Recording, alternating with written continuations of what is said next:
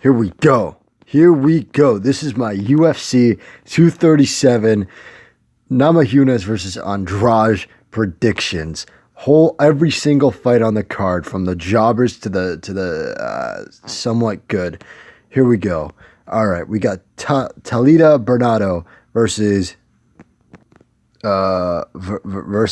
Jessica Rose Clark. Who gives a fuck? Moving on. Saeed Nurmagomedov versus Raoni Barcelos. I have Saeed. You know, he's one of these Dagestani guys. Obviously, you could tell he's, he shares a last name with Habib, except, he's actually not one-dimensional. He's got a pretty good striking game, good takedown defense. I was impressed with his last fight. I'm going with Saeed Nurmagomedov. These Dagestanis are savages, man. Warlley Alves versus Sergio Moraes. So the guy who got dominated by Kamaru Snoozman versus the guy who got knocked out by Kamaru Snoozman. Leaning towards Warlley because he does have a finish. The only man alive to beat the great, my boy Colby Chaos Covington. It's a tough one. He does make a lot of excuses, though. He's always when he gets pressured, he fucking cracks, as we saw with Snoozman. But Sergio Moraes, he just lost his last fight via unanimous decision. I'm gonna go Alves, Warlley Alves for that one. Priscilla Cachoeira, versus Luana Carolina. Who gives a shit? Both are trash, especially Luana Carolina has beaten up nobody but librarians and fucking receptionists. Nobody. Moving on. BJ Penn versus Clay Guida. The winner. This is the fight of the night, guaranteed. Absolutely, fight of the night. BJ Penn on a 10-year losing streak. Clay Guida just got submitted by Charles Oliveira. Winner of this should get McGregor next. No, but seriously, both these guys are trash. Both these guys need to fuck off to Bellator or retire. BJ can't. You gotta like really. Why is BJ Penn? Why is he even allowed to fight? All right, Tony Ferguson was taken out due to mental issues, due to that whole like domestic dispute with his wife and his kid, and fucking pulling holes in the walls and shit. Why doesn't the same matter of principle apply to BJ? Spilling coke on his daughter, begging his wife to fuck other men, threatening farmers with hatchets. They should let him bring a hatchet into the octagon. Maybe that'll actually, even the playing field, because he sucks. Oh my God, he sucks. 16-13, about to be 16-14. He's a legend. He's the greatest, It's just why some MMA fans, I'm convinced, are clinically fucking retarded. But I'm going with Clay Guida for the win. BJ's just coming to get his coke money. And hopefully he gets fucking cut after this. All right, moving on. Bitch Correa versus Irene Aldana. I don't give a shit about women's fights, but I'll go Bitch Correa because, she actually has more experience than this Irene Aldana. Thiago Moises versus Kurt Holobaugh. I'm going with Kurt Holobaugh. Yeah, I'll go with Kurt Holobaugh on that. All right, so here's one I'm interested in. We got Ryan Spann versus Lil Nog. Antonio Rogerio Nogueira. In my opinion, the better of the two Nogueira brothers. Why is Lil Nog still fighting? I don't know. He's been knocked out of. He's going back and forth. He's really on the downslope of his career. He got knocked out by Ryan Bader. He got knocked out by Anthony Johnson. He did knock out Sam Alvey, but who hasn't knocked out Sam Alvey? He's fucking trash. But okay. Ryan Spann, he's coming off of a 5-fight win streak. Something I found interesting. Ryan Spann actually has more submission wins than Nogueira brother. Yeah, I'm completely fucking perplexed by that. I don't know how that happens, but I'm going with Ryan Spann by decision. I think he's younger, more athletic. It will be interesting if it gets to the ground, though, because obviously he may not have as much submission skills as Nogueira, but I think he could give him a run from his money. I'm going to go with Ryan Spann. We got Francisco Trinaldo versus Diego Ferreira. Um, hmm. I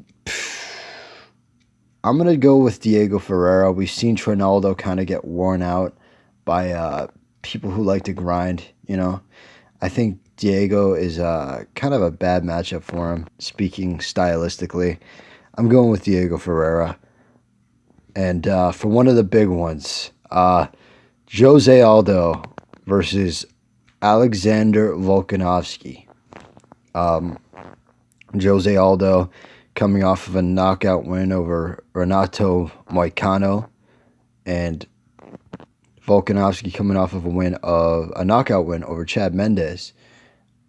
I'm torn between this one. Aldo does his best work in 3-round fights. It's obvious. His cardio is not the best. If it were 5 rounds, I'd go Volkanovski 100%. But this is a 3-round fight. Even though he was stopped by Max both times within 3 rounds, I just I've never seen him really struggle with pace in a 3-round fight, which sucks because I actually want Volkanovski to win. I think him winning, since Aldo's pretty much on his way out anyway, Volkanovski should basically make a name for himself and establish himself. I think he could win. I think he could clip him.